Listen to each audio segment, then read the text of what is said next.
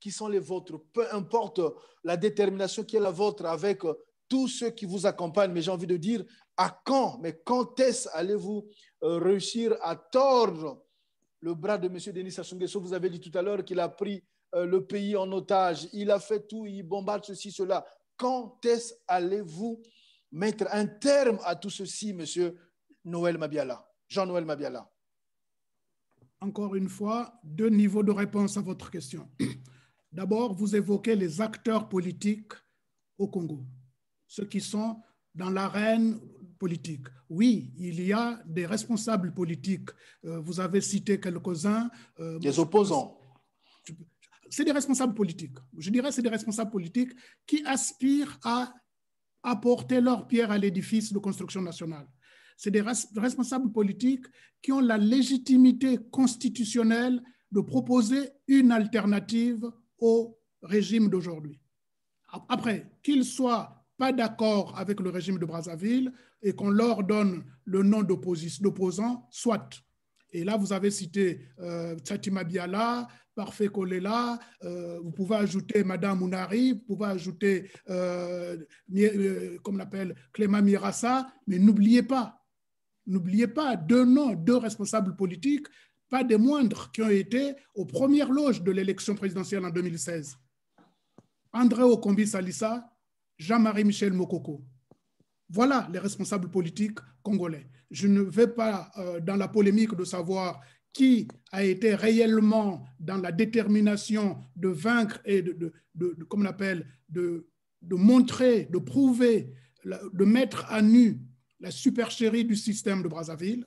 On en reparlera tout à l'heure. Je pense que vous avez évoqué tout à l'heure le bilan. On évoquera, je pense, en quelques mots, on va évoquer ce que Jean-Marie Michel Mokoko a fait en 2016. Donc, ça, on dit, c'est des opposants au régime, chacun à sa place, chacun fait ce qu'il fallait. Après, la deuxième question, la question, c'est quand est-ce que vous allez arriver à tordre le cou ou à mettre un terme au régime de Brazzaville? Je ne vous donnerai pas une date. Je ne vous donnerai pas une date, mais je vous donnerai une volonté. Il y a des Congolais, et il ne peut pas en être autrement. Le peuple congolais en a marre. Le Congo est dans un gouffre. Imaginez-vous, je n'ai pas besoin de parler de l'image du Congo à l'extérieur. Je parle seulement de la souffrance des Congolais au Congo. Nous sommes en 2021. Moi, je suis parti de Brazzaville en 1990. J'ai un bac 85. De 85 à 90 à Brazzaville, j'étais préoccupé par, comment on appelle ça, l'évolution de l'éducation nationale au Congo. Nous comptions dans les villages du Congo le nombre d'écoles qui se construisaient. Et dans les années 80, nous étions dans une dynamique où on avait une notion de rapprocher l'école du peuple. Vous voyez, il y a des gens qui ont fait à l'époque 25 km pour aller à l'école, dans les années 60, 70. À partir des années 80, le Congo était dans une dynamique où on réduisait cette distance. Moi, je connais dans mon village où l'école était au maximum 5 km. Et on réduisait de plus en plus cette distance. On était dans une bonne dynamique. Les dispensaires et les infrastructures de santé, on était dans la même logique. Mon cher Mémi Collard, aujourd'hui, l'école n'existe plus au Congo. Moi, j'ai eu mon bac au lycée Karl Marx. Le lycée Karl Marx prenait l'internat du lycée Karl Marx, au lycée Victor Oganur. Voilà, donc quand je dépeins cette situation-là, je dis, je ne vous donne pas une date, je dis seulement que les Congolais ont pris acte, nous avons pris acte de la violence du système de M. Sassou Nguesso, nous avons pris acte de ces velléités aujourd'hui de perpétuation au pouvoir, avec d'ailleurs une volonté de dynastie, d'instaurer une dynastie. Vous avez entendu parler, M. Sassou se faire appeler empereur. Donc, oui, d'autres ont dit que c'était une boutade, une blague, voilà, c'est ce que d'autres ont dit. Mais Nicolas, je ne veux pas prendre des considérations sociologiques par rapport à votre âge, mais considérez que j'ai un peu plus d'expérience dans la vie et j'allais dire, j'ai côtoyé un peu plus le régime de M. Sassou. M. Sassou ne fait rien par hasard. Donc, cette boutade-là, croyez-moi, ce n'est pas une blague. Il avait pourtant l'air surpris hein, quand le M. Ouattara lance cette, enfin, il avait quand même l'air surpris quand M. Ouattara en parle. Il avait l'air surpris. Alors ce soir, vous êtes en train de me faire comprendre que justement, c'était dans les plans, dans les dessins de M. Denis Sassou Nguesso de se faire appeler empereur. Moi, je suis convaincu que c'est lui qui a soufflé ça à Ouattara et à l'autre, j'allais dire, Alpha Condé. de Condé. Mais de toute façon, regardez, à qui il a soufflé ce genre d'idée? À des gens qui sont à mal, j'allais dire, à mauvaise posture par rapport à la démocratie. Mais je suis convaincu que c'est lui qui a soufflé. Mais bref, ce n'est pas le plus important. Le plus important, c'est qu'est-ce qu'il nous faut aujourd'hui pour ramener la paix au Congo. La vraie paix, ce n'est pas la paix qu'on voit aujourd'hui où M. Sassou fait un discours à Dolizy parlant de la paix à des jeunes. Vous voyez, il met l'accent en disant « Je m'adresse surtout à vous les jeunes parce que vous savez le prix de la paix. » Mais quand M. Sassou dit ça, c'est une menace en soi. C'est une menace en soi. Moi, qui suis analyste de la situation politique du Congo, quand j'entends ce discours-là, je pense aux enfants de Chakona. Je pense aux jeunes de Chakona. Donc, quand M. Sassou dit aux jeunes que vous savez ce que c'est que la paix, et si vous avez prêté attention au discours de M. Sassou, il a utilisé une notion extraordinaire, la non-paix. M. Sassou parle de paix et de non-paix. Il n'ose pas parler de guerre. Vous voyez, il ne dit pas la paix et la guerre, il dit la paix et la non-paix. Mais il se trouve que le Congo est le seul pays au monde aujourd'hui qui expérimente la non-paix. Nous ne sommes pas en guerre, mais nous ne sommes pas en paix. Voilà. Donc, pour ces raisons-là, je dis, les Congolais doivent, à partir d'aujourd'hui, parce que quelle est la différence? Je vous ai dit tout à l'heure de la nouvelle donne. Quelle est la nouvelle donne aujourd'hui? La nouvelle donne, c'est que le Congo est, aujourd'hui, tout est à nu. Il ne peut plus mentir. M. Sassou ne peut plus mentir, même à ses, même à ses militants, je crois qu'il ne leur ment pas. Ces militants connaissent la vérité et il accepte. Donc, M. Sassou ne peut plus mentir. Sur la scène internationale, regardez le nombre de scandales financiers qu'il y a aujourd'hui de par le monde. À Paris, les biens mal acquis. À Lisbonne, l'affaire Asperbra. En Suisse, l'affaire Gunvor. En Australie, l'affaire Sundance. Donc, vous voyez, mais il n'y a jamais eu, M. Mabiala, impliquant des autorités congolaises. Mais il n'y a jamais eu ouverture d'une enquête à Brazzaville, M. Jean-Noël Mabiala. Tout ce que vous citez là, on n'a jamais ouvert une enquête à Brazzaville. Évidemment, évidemment, M. Collard. Vous êtes en France, peut-être, ou dans quelle partie du monde, vous n'êtes pas au Congo. Vous savez que dans n'importe quelle partie du monde, quand un ministre d'un pays est cité pour un acte de corruption, quand un ministre est cité, une autorité est citée dans un acte où il y a mort d'homme, l'affaire Sundance, il y a mort d'homme dans l'affaire Sundance. Et si on était dans un pays de droit, il y aurait eu ouverture d'enquête. Voilà. Donc, mais je vous prends un exemple. Restons au Congo. Ça fait bientôt 5 ans presque qu'il y a eu des massacres dans le Poul. Est-ce qu'il y a eu enquête? On vous dira, il y a des explications politiques, mais il n'y a pas d'enquête judiciaire. Il n'y a pas, la justice n'est pas impliquée. Dernier exemple, les affaires des disparus du Beach. Il y a eu un procès à Brazzaville. Que dit le procès? Toutes les personnes qui étaient poursuivies dans cette affaire toutes les personnes ont été acquittées. Alors, acquittées, ça veut dire quoi? Ça veut dire que les disparus n'ont pas disparu, il n'y a pas eu mort d'homme. Comment se fait-il qu'il n'y a pas eu aucun responsable? On n'a même pas dit l'acte. Est-ce qu'il y a eu enlèvement? Est-ce qu'il y a eu torture? Est-ce qu'il y a eu assassinat? Le véridique ne dit rien là-dessus. On nous parle d'acquittement. Donc, voilà, ce n'est pas parce qu'il n'y a pas d'ouverture d'enquête à Brazzaville par M. Okongakala qu'il n'y a pas problème. Regardez, et là je reviens justement à la situation de Jean-Marie Michel. On ne peut pas partir à une élection aujourd'hui quand les contentieux de la précédente élection ne sont pas réglés. Jean-Marie Michel Mokoko et Okombi Salissa, qui ont eu le tort de s'élever aux côtés des Congolais pour demander la fin de ce régime d'impunité, sont en prison. Nous, de l'opposition, de la Fédération congolaise, de l'opposition congolaise, nous n'entendons pas participer à une telle élection avec... Ce n'est pas simplement parce que ce sont nos amis, c'est une question de principe. C'est une question de principe. Permettez-moi un dernier mot à ce propos. Il est insupportable, inimaginable qu'un homme, un être humain, un général, un officier supérieur se retrouve aujourd'hui, comment dire, à la merci d'un autre humain. Paris, il y a des complices. On voit que sur la place de Paris, d'autres ont même décidé de lâcher prise, de quitter le navire, sans compter tous ces complices qui sont au niveau du Congo-Brazzaville, chez les dignitaires Vili, chez les dignitaires du Grand Niari, dans le Poul, sans compter, encore une fois de plus, ceux qui sont dans l'extrême nord du pays, qui ont décidé d'accompagner, de soutenir M. Denis Sassou Nguesso. Nous sommes dans le respect des institutions, même si la Constitution d'aujourd'hui, nous la contestons. Elle est là, on prend acte. Donc, nous pensons que les Congolais doivent saisir toute opportunité d'expression, toute opportunité de dénonciation. Et c'est dans l'expression, dans la dénonciation, dans l'indignation que nous arriverons à paralyser ce système. Dans tous les cas, ce système, il est lui-même déjà paralysé. Regardez, il est complètement bloqué par rapport à la dette. Ces marges de manœuvre à l'extérieur ou à l'aide du FMI, vous voyez comment il est bloqué. Donc, nous ne voyons pas comment M. Sassou va sortir de cet étau qu'il a créé lui-même. Donc, les conditions de la chute de ce régime sont là.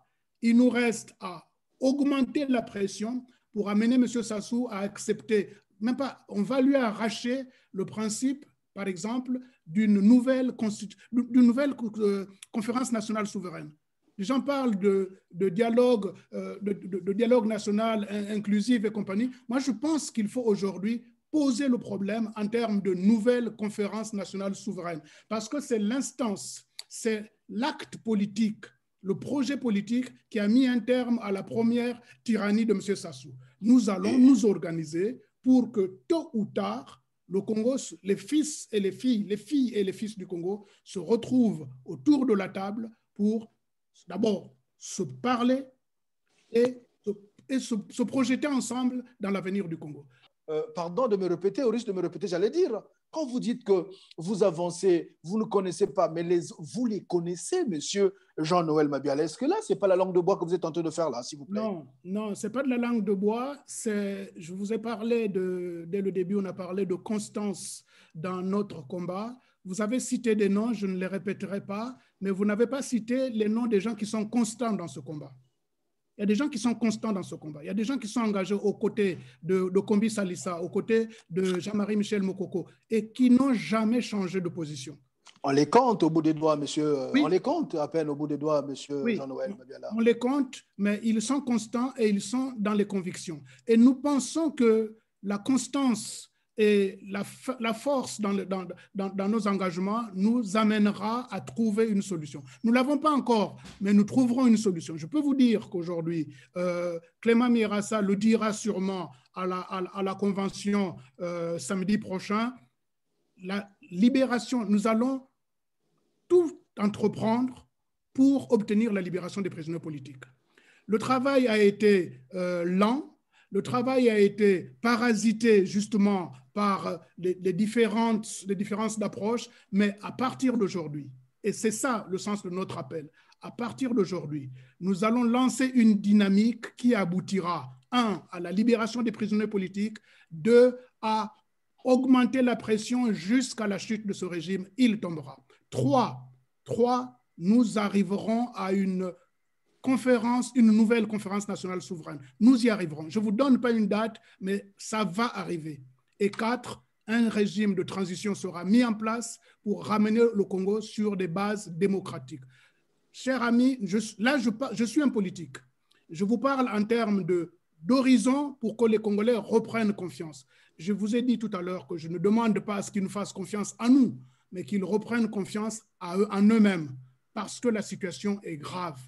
Parce que peut-être que nous l'avons sous-estimé hier, peut-être que nous ne connaissions pas les uns les autres, mais nous connaissions. Je n'ai pas envie de vous citer des noms. La dernière, j'ai eu un échange avec Jean-Marie Michel Mokoko en mars 2016. En mars 2016, nous étions nombreux à lui avoir proposé d'être le premier à déclarer sa victoire. Il avait dit non. Et vous savez pourquoi il avait dit non?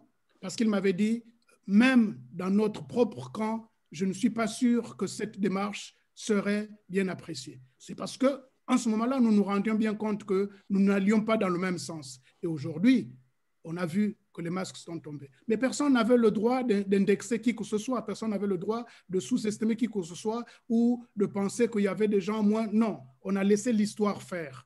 Et dernière chose que je vais vous dire, puisqu'on Il paye le prix de la trahison, alors. On va dire ça comme ça. Jean-Marie Michel Mokoko paye le prix de votre trahison. Non, non, je ne pense pas que quelqu'un ait trahi Jean-Marie Michel Mokoko. Non. Jean-Marie Michel Mokoko savait à quoi il s'engageait. Moi, je me rappelle, avant qu'il ne descende à Brazzaville, on avait évoqué tous les scénarios. On les avait tous évoqués. Voyez? Et moi, je ne suis pas surpris de sa constance aujourd'hui, de sa fermeté, de la conservation de sa dignité malgré ce qu'il vit. Mais nous savons aujourd'hui que c'est une épine sous le pied de ce régime.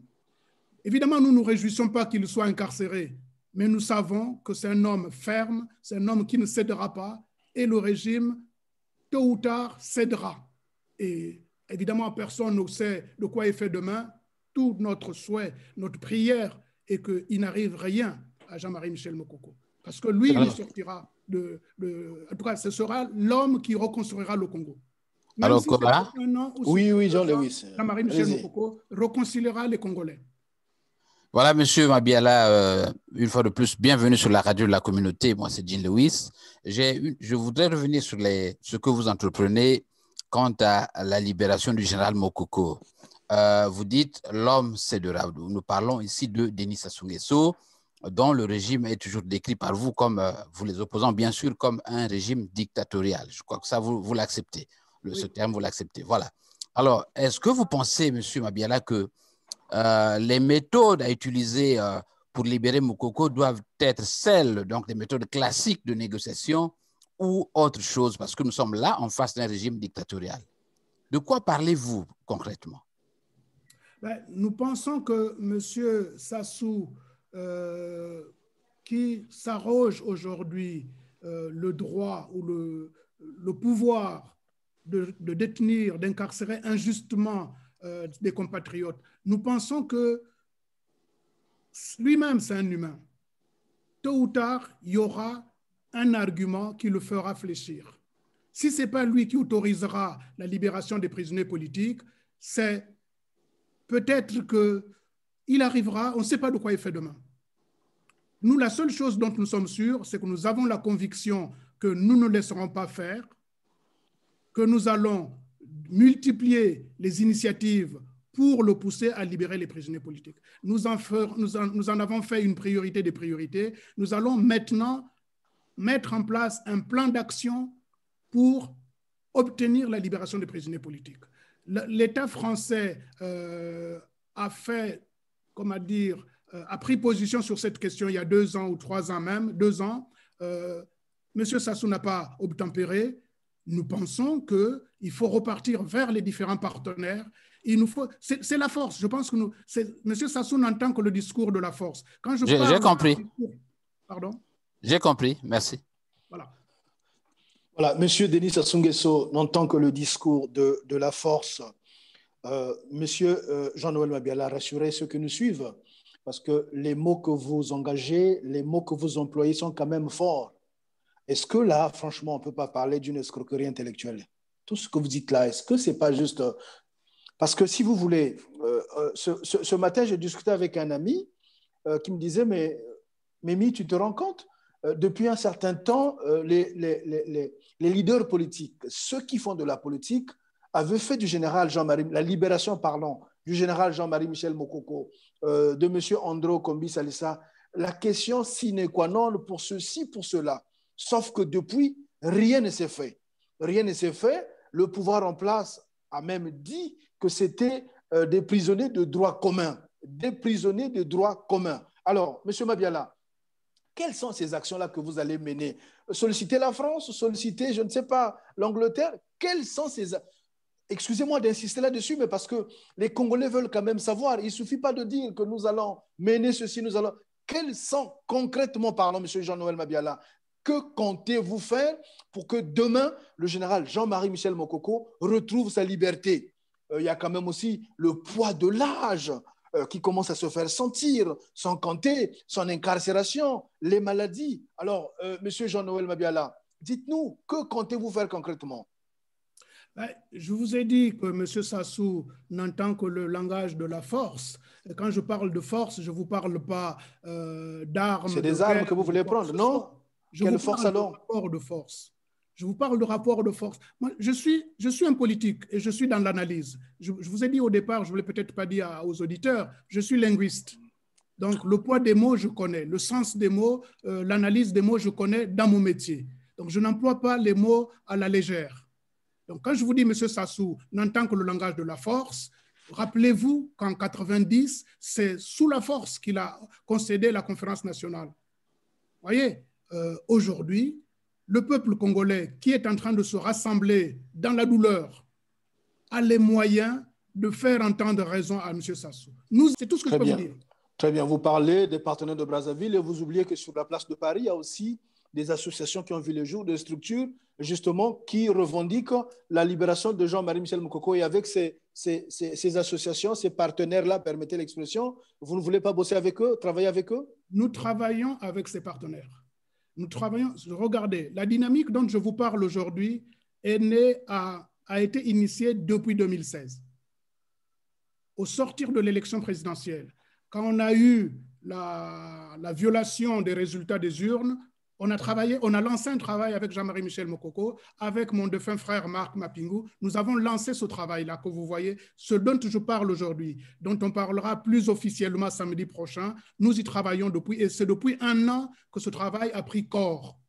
Depuis 1 an, avec des amis de la place de Paris, ce travail a pris corps. Vous me parlez des partenaires de Paris. Je les connais et je travaille avec eux. En octobre dernier, je suis allé à Paris à l'Assemblée générale de lancement du mouvement pour agir, MPA, dirigé par, comment on l'appelle, Francis Moketo, Jean-Paul Ebenga, Benoît Youlou, sur la place de Paris. Je suis allé à cette réunion, nous avons discuté, j'ai convenu avec eux, en tout cas, j'ai été informé des conditions de lancement de leur mouvement, et nous avons derrière une plateforme d'échange de stratégie. Je connais les amis de ACB J3M, dirigé aujourd'hui par le docteur Thierry Paul Ifunza. Quand cette association a démarré en mai 2016, j'étais à l'Assemblée générale. J3M m'a dit, Jean-Noël, tu as été le premier à lancer une association, une formation politique de soutien à J3M qui est le MUR, Mouvement unitaire pour la République. J3M m'a dit, il faut que tu ailles prêter main forte aux amis de l'ACB J3M au lancement de leur association. Donc ces partenaires-là que vous évoquez, je les connais, je travaille avec eux, nous travaillons avec eux. Ce n'est pas moi, je ne coordonne rien du tout. Nous avons reçu tous un appel de J3M et de la fédération de l'opposition congolaise. Et c'est en fonction de cet appel, en fonction presque de cette lettre de mission que nous organisons aujourd'hui. Mais il n'y a pas que les associations ou les structures politiques autour de la composante J3M. Il y a les autres acteurs de la place de Paris que vous évoquez. Les indignés, c'est des amis avec qui nous travaillons. Donc, il y a toutes les associations, toutes les formations politiques qui sont dans la diaspora. Les assises, le collectif Ça Suffit, oui. Vous bossez avec tout ce monde-là. Très bien. Je peux vous donner une info, vous savez peut-être, les assises ont, il n'y a pas longtemps, pris une résolution qui dit que J3M est l'homme politique, j'allais presque dire providentiel aujourd'hui dans la situation du Congo, et que les assises entendent coordonner leurs forces avec tous les autres acteurs qui travaillent pour la libération du Congo et la libération des prisonniers politiques. Il y a une prise de conscience et il y a une concertation qui est en train de se lancer, mon ami Nicolas. Très bien, plus de conscience et concertation qui se lance. Alors, il y a quelques jours, vous m'avez anticipé là-dessus, M. Sassou Nguesso lançait sa campagne officielle à Dolisie, la campagne électorale à Dolisie. Pourtant, on ne peut pas décemment, avec l'éthique même politique, aller à une élection quand on sait que les amis qui étaient avec nous hier sont en prison du fait de leur participation à cette élection. Les deux choses l'une. Ou ceux qui vont aujourd'hui ont l'assurance qu'il ne leur arrivera rien, d'accord? Ou ils sont naïfs. Puisqu'ils ont pourquoi vous ne dites pas que ce sont des accompagnateurs, ce sont des collabos, c'est des gens à qui Sassou a confié une mission, Sassou aurait confié une mission, et puis voilà. Mais Nicolas, oui, je ne suis pas un agitateur politique. Donc, je ne suis pas dans l'invective. Il ne s'agit pas de l'agitation, M. Noël Mabiala. Non, mais je ne suis pas dans l'invective. Ceux qui sont partis à l'élection, c'est également... Je ne donne de leçons à personne, mon ami. Je ne donne de leçons à personne. Je ne peux pas qualifier quelqu'un d'accompagnateur. Non. Ils sont responsables de partis politiques. Ils ont leur organisation, leur agenda, leurs priorités. Tout ce que je sais, c'est que nous avons partagé un bout de chemin ensemble et il n'y a pas de raison que nous ne tirions pas les mêmes conclusions. Dites-le qu'ils avaient des agendas cachés. Vous pouvez le dire, M. Jean-Noël Mabiala, vous êtes, voilà, vous ne voulez pas employer collabo, accompagnateur, mais dites-nous quand même que c'est des gens qui avaient des agendas cachés. Ben, agenda caché dans le sens où ils ont les moyens, j'allais dire, d'être épargnés par le régime.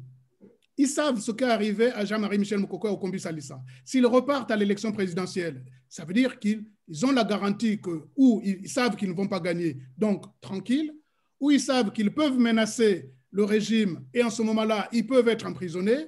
Et s'ils y vont, c'est où ils sont suicidaires, ou en ce moment-là, ils ont, j'allais dire, un laissez-passer. Mais ils connaissent quand même, M. Mabiala, ils connaissent quand même la loi électorale. Donc, on va dire que ce sont des collabos. Que dirais-je donc là? Puisqu'ils connaissent la loi électorale, ils connaissent justement que la loi électorale qui est au Congo ne les arrange pas. Ils connaissent également la constitution de ce bureau. Enfin, vous avez botté en touche, vous avez dit les personnes ne vous intéressaient pas. Permettez que je revienne encore là-dessus. Quand quelqu'un connaît que les lois qui sont là ne sont pas pour favoriser ceci, ou la constitution du bureau pour incarner justement la commission électorale est constituée de X, Y, Z, ceux qui avaient justement réussi à dire que oui, M. Denis Sassou Nguesso a gagné les élections en 2011, sans compter la violence des armes qu'il y a partout. S'ils sont conscients de cela, j'ai parlé des armes, sans compter encore, on peut rajouter l'intimidation, les intimidations qui viennent de part et d'autre. Ils sont conscients de cela, mais malgré ça, ils y vont quand même. Puisque ça, nous le savons, à partir de là, passons à autre chose. Passons à qu'est-ce que le peuple congolais trouvera. Par exemple, une question. Qu'est-ce que nous pouvons faire pendant cette période de campagne? Nous n'aurons pas, moi je pense, ça c'est de la responsabilité de Clément Mirassa et de la convention. Moi je pense, de mon point de vue et du point de vue du MUR, la formation politique que je dirige, je pense que nous n'avons pas à aller à cette élection. Donc nous n'irons pas, nous n'aurons pas de candidat. Mais cela ne nous empêche pas de participer à la campagne. Parce que la campagne électorale, c'est un espace d'expression qui va s'ouvrir. Nous pourrons mettre à profit cet espace d'expression pour les enjeux qui sont les nôtres, pour les objectifs qui sont les nôtres, par exemple, la libération des prisonniers politiques. Pourquoi nous ne battrions pas campagne pendant les 2 mois ou le mois qui vient autour des prisonniers politiques? Voilà les enjeux à nous. Pensez-vous que se saisir de cet espace pour dire un certain nombre de choses dans le but que les prisonniers politiques, donc M. Kombi Salissa, M. Jean-Marie Michel Moukoko, peut-être tant d'autres, soient libérés? Pensez-vous que M. Denis Sassou Nguesso, le régime de Brazzaville, va accepter, va écouter, va vous laisser faire? De manifester et de nous rencontrer pendant... Regardez, à Noël, il a interdit la messe de Noël et le réveillon du Nouvel An pour des raisons de Covid. Mais pourtant, il organise aujourd'hui des masses, des attroupements, des manifestations à Dolisie et autres. Donc, nous allons le prendre sur ce terrain-là. Il ne faut pas demain qu'ils disent à ceux qui voudront manifester qu'il y a danger sanitaire. Donc, un espace qu'il va ouvrir. Si M. Sassou Nguesso peut encore se souvenir du démocrate Sassou qui criait en 1992 que quand le gouvernement viole la Constitution, les démocrates ne doivent pas se laisser faire. Nous allons lui dire ça aujourd'hui, pendant cette période, nous allons nous exprimer et on va voir s'il nous laisse nous exprimer. Et s'il ne nous laisse pas nous exprimer, nous prendrons acte et nous utiliserons d'autres leviers. Nous interpellerons ses partenaires à qui il fait croire qu'il est démocrate. Donc, il y a des choses à faire. Croyez-moi, il y a des choses à faire. Les Congo république et rétablir l'ordre démocratique au Congo, c'est une dynamique que nous lançons qui va durer au moins 5 ans. En tout cas, jusqu'à ce que ce régime tombe et que la démocratie revienne au Congo. 5 ans, ça va durer 5 ans. 5 ans, c'est le temps de redonner à M. Denis Sassou Nguesso notre mandat, parce que nous savons que là, au mois de mars, là, il va gagner. Les dés sont déjà jetés. la victoire de M. Denis Sassou Nguesso est déjà connue d'avance. Quelqu'un m'a envoyé un papier où justement les choses sont déjà bouclées. Vous êtes en train de travailler 5 ans pour permettre encore à M. Denis Sassou Nguesso de rester au pouvoir. Pourquoi vous ne dites pas, bon voilà, il faut travailler pendant 2 ans, choisissons-nous une solution? J'ai dit que nous préparons les Congolais à un combat long. Ce combat peut durer 2 mois, il peut durer 3 mois, il peut durer 6 mois, il peut durer 1 an, mais il peut durer jusqu'à 5 ans. Je vous parle de 5, ça c'est moi qui parle, ça c'est le président du mur qui parle. Je ne sais pas comment les amis de la Convention vont se projeter. Moi au mur, nous pensons que l'année 2025, le Congo devra se réveiller avec un autre visage. Ça ne veut pas dire qu'on attendra 2025, mais nous allons travailler de sorte que l'horizon 2025 ne soit pas bouché pour les Congolais. Ça peut tomber en 2021, ça peut tomber en 2022, ça peut tomber en 2023. Le régime de M. Sassou est aujourd'hui, comme on l'appelle, il est fini. Il n'a plus de ressources. Mais oui, le régime de Brazzaville, il est fini, il n'a plus de ressources, mais pourquoi vous ne lancez pas un mot d'ordre au lieu de parler du travail, les réunions, ainsi de suite? Pourquoi vous ne donnez pas un mot d'ordre, par exemple, aux populations? Il y a John Lewis également qui voudrait vous poser une question. John Lewis, c'est à vous. Oui, dans le même sens, M. Mabiala, est-ce que représentent tous ces partis de l'opposition, le MUR, celui de Mirassa, le J3M sur le terrain? Est-ce que vous avez cette capacité de mobilisation? Apparemment, personne ne la voit. Est-ce que vous pouvez dire aux auditeurs que vous avez les moyens de votre politique? Nous avons les moyens de notre politique. Le premier moyen, c'est le moyen humain. Aujourd'hui, le moyen humain, et je suis désolé que les gens font des analyses, j'allais dire, soit à court terme, soit... Non. Aujourd'hui, je vous l'ai dit dès le départ, la véritable opposition à M. Sassou, c'est tout le peuple congolais. C'est tout le mal qu'il a fait à tout le peuple congolais. Ce peuple-là, à un moment ou à un autre, se révoltera. Je ne dis pas comment il le fera, il se révoltera. Mais ça a trop duré, M. Mabiala. Permettez-moi de terminer. Non, vous savez, l'échelle du temps, vous ne la mesurez pas en termes de 1 an, 2 ans, 5 ans, 6 ans. Non, ce combat-là peut encore durer 10 ans, mais le peuple congolais le gagnera. M. Sassou n'est pas le premier dictateur au monde. Vous me direz, oui, c'est trop facile d'attendre qu'il meure comme Bongo, qu'il meure comme Mobutu. Je vous dirais, why not? Why not? Le Congo survivra, M. Sassou. Tout ce qui nous importe, nous, hommes politiques, c'est rester constant que nous n'acceptons pas, nous ne nous laissons pas faire par le régime de M. Sassou. Nous n'acceptons pas, j'allais dire, le tort qu'il cause au Congo. Nous le lui disons, nous le lui dirons et nous allons mobiliser les Congolais, nous allons sensibiliser les Congolais, nous allons les informer et nous allons les pousser à revendiquer leurs droits jusqu'à ce que ce pouvoir cède. C'est ça notre démarche. Je ne suis pas dans la démarche de dire nous allons appeler le peuple à se soulever. Ce n'est pas ça l'enjeu. Nous pensons que tôt ou tard, ce peuple qui a faim se soulèvera sous une forme ou sous une autre. Non. Le président du mur, le mur et certaines forces qui croient que le Congo est un pays riche, que le Congo est un pays de paix, qui n'acceptent pas qu'un homme et un clan prennent le pays en otage, nous travaillons pour mettre un terme à cette situation de fait. Voilà. Et cette solution-là, ce n'est pas forcément une solution violente, c'est une solution de rapport de force. Donc nous allons intensifier la pression sur le régime de M. Sassou pour qu'il libère les prisonniers politiques, pour qu'il accepte que les Congolais s'asseyent autour d'une table pour régler les problèmes de leur vie. Aujourd'hui, c'est ça qui est en jeu à Brazzaville. Monsieur Mabiala, Monsieur Jean-Noël Mabiala, avez-vous l'idée de la pression que subit Monsieur Denis Sassou Nguesso face à la situation du Congo? Avez-vous l'idée de la pression que ce monsieur subit? Oui. Mais malgré cette pression qui est énorme, qui est monumentale, il est là, il continue à payer ses armes, il est là, il continue à donner des ordres, il est là, il continue à faire. C'est comme si le pays marchait bien. Pourquoi? Parce qu'il sait qu'en face de lui, il n'y a personne.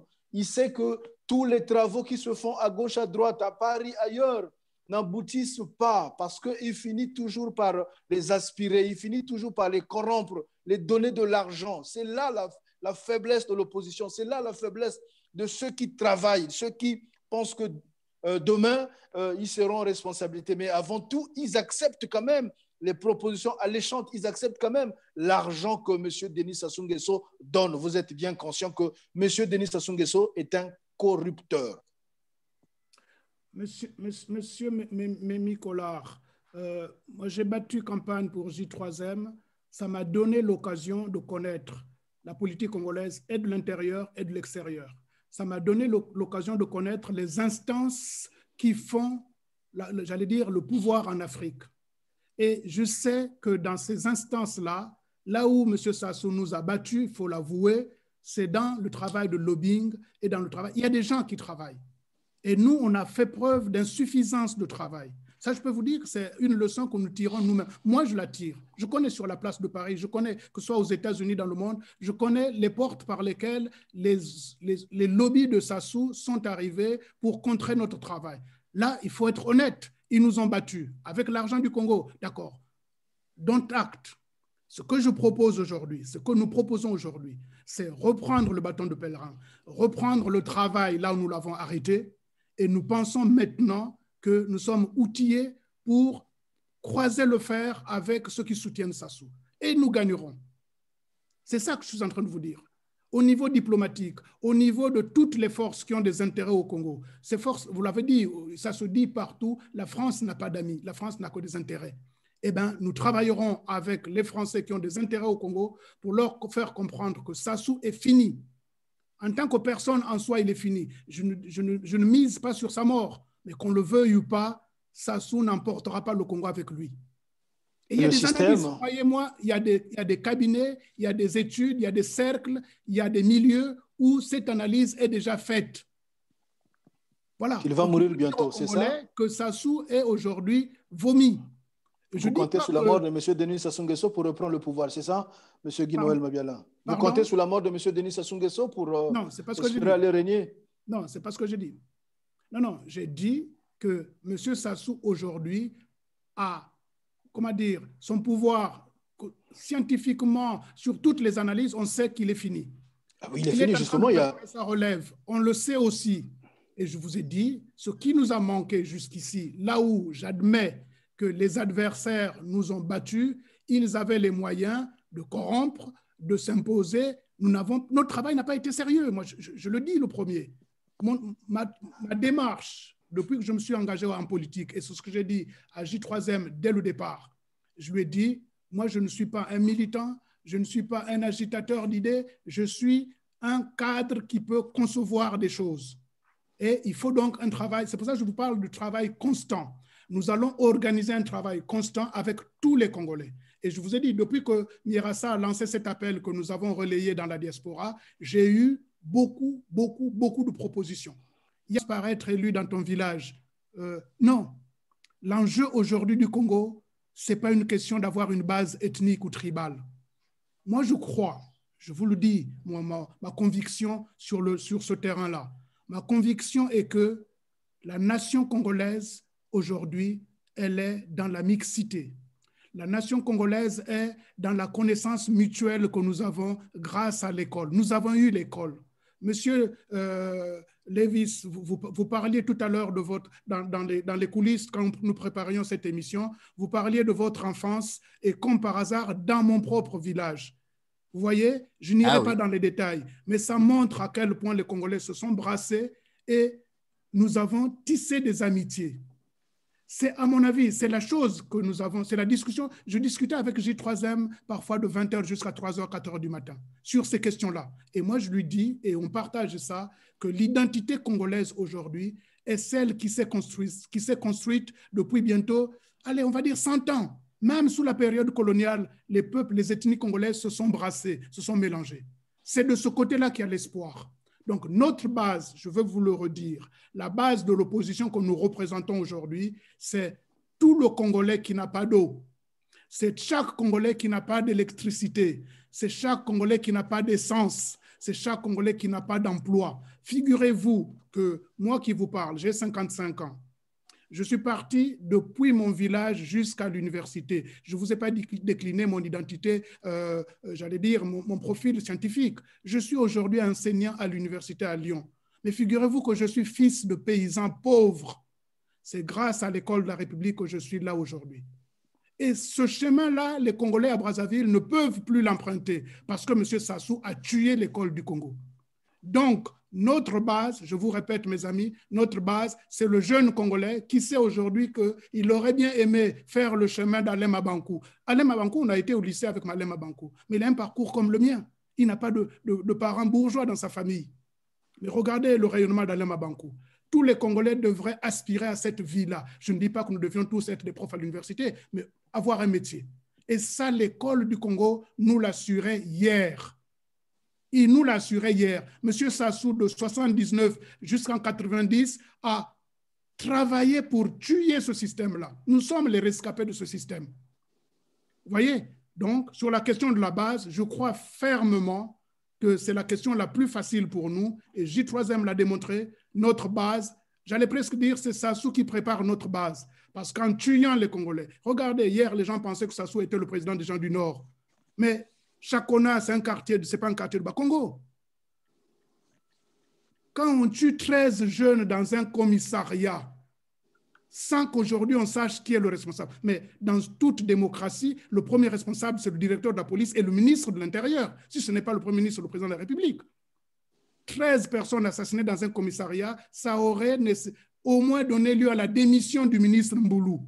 Aujourd'hui, on est en train de construire un projet politique, pas un projet de société, une stratégie politique qui fera que les partenaires se diront « Ok, on ne sait pas de quoi il fait demain, il ne faut pas qu'on continue à soutenir quelqu'un aussi aveuglément.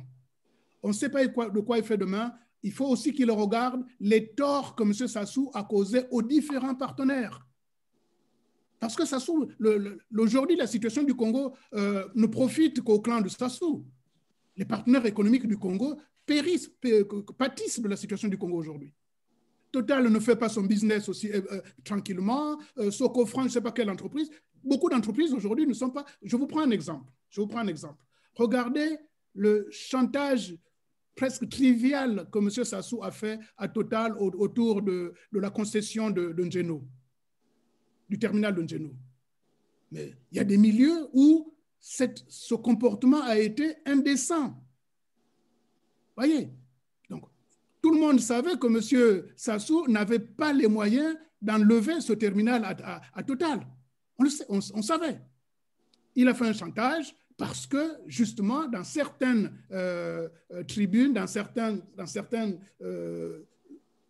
milieux, on a bien compris que l'avenir du Congo, ce n'est pas M. Sassou. Moi, j'ai été orienté en 1990 avec une note d'orientation, un arrêté de la DOB. Et je pense que ce genre de pratique n'existe plus aujourd'hui. Si ça existe, je vous dirais, prenez la liste, vous verrez qui est sur ces noms-là.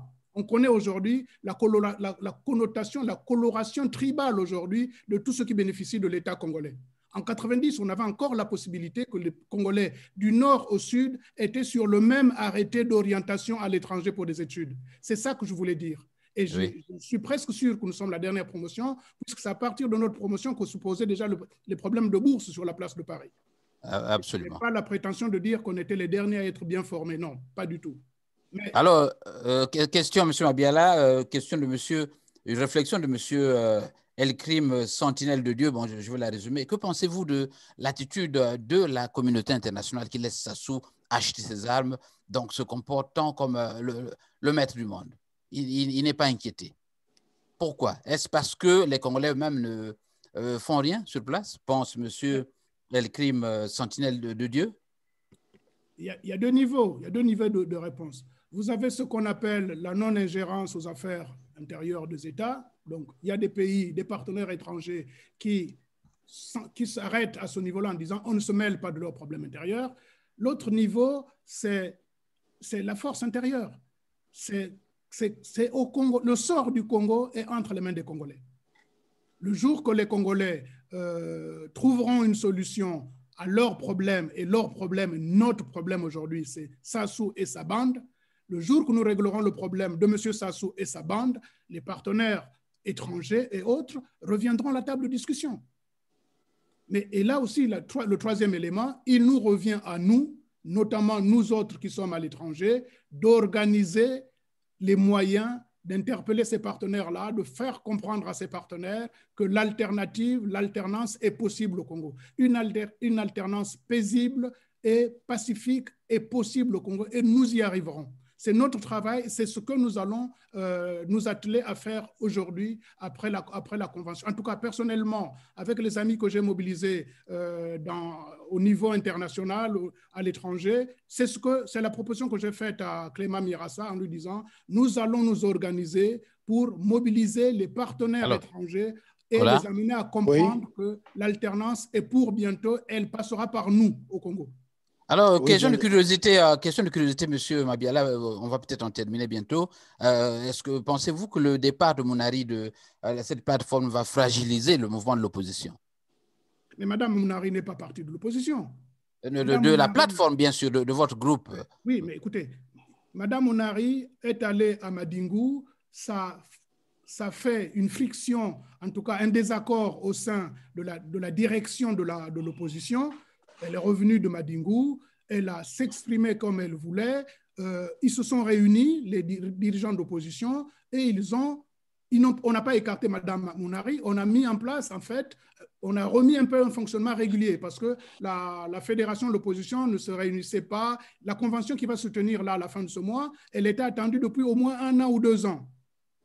Donc, c'est de commun accord que Mme Mounari a discuté avec Clément Mirassa, avec Michel Mampouya et Albert Makitambama, qui est le coordinateur de la composante J3M, pour remettre la dynamique, justement, de l'opposition. Donc, Mme Mounari n'est pas partie de l'opposition. Elle et moi, j'ai été agréablement pas surpris. J'ai échangé avec Mme Mounari quand elle est passée, après son passage à Paris en octobre dernier. Elle m'avait bien indiqué qu'il n'était pas question que l'opposition aille à l'élection présidentielle de mars 2021 parce que la question de la gouvernance électorale n'était pas de suite. Merci à vous. Les Congolais en ont marre et de tout ça, les Congolais n'aspirent qu'à sortir de là. Nous en sortirons par une concertation, nous en sortirons par une organisation à tous les niveaux. À tous les niveaux. Très bien. Est-ce là le mot de la fin de M. Jean-Noël Mabiala? Je pense que oui, ça peut être le mot de la fin, mais je terminerai par là où nous avons commencé, justement. Vous avez parlé de ma relation avec J3M. Je ne peux pas terminer cette émission sans avoir une très forte pensée pour lui, pour l'amitié qu'il m'a faite. Figurez-vous que cet officier ne m'a jamais vu physiquement, mais il m'a cru sur parole et m'a fait confiance. Pour moi qui n'ai jamais fait de la politique, J3M m'a ouvert les yeux. Nous savons tous comment M. Sassou et son groupe, son clan, ont fait croire que le problème du Congo, c'est les Bas-Congo, depuis la mort de Ngouabi. J3M a apporté la preuve du contraire, que les Congolais peuvent s'aimer du nord au sud. J3M a apporté la preuve de la vulnérabilité de ce régime, je le répète. J3M a osé mettre le doigt sur les plaies incurables de ce régime, à savoir la corruption, la violence, la haine tribale et l'incompétence. Voilà, à mon avis, le cadre que J3M a fixé. Voilà le chemin que J3M nous a indiqué. La convention que nous allons faire ce samedi est dans le droit chemin de ces instructions-là, de ce combat-là de J3M. C'est pour ça que nous pensons aujourd'hui que, quel que soit son âge, quels que soient les sévices qu'il subit aujourd'hui, J3M est l'espoir du Congo. Évidemment, moi j'ai 55 ans aujourd'hui, je ne pense pas qu'un seul homme va sauver le Congo, mais il est un symbole aujourd'hui et nous allons travailler d'abord pour libérer tous les prisonniers et une fois qu'ils sont dehors, J3M nous remontrera la route et nous travaillerons avec lui pour conduire le Congo. Et je vous ai parlé de 2025, ce n'est pas parce qu'on va croiser les bras pour atteindre 2025, mais c'est parce que nous allons travailler afin que, en 2025, les Congolais se réveillent sous un autre ciel et ce sera un ciel prospère et d'espoir. Voilà le sens de mon engagement et le sens de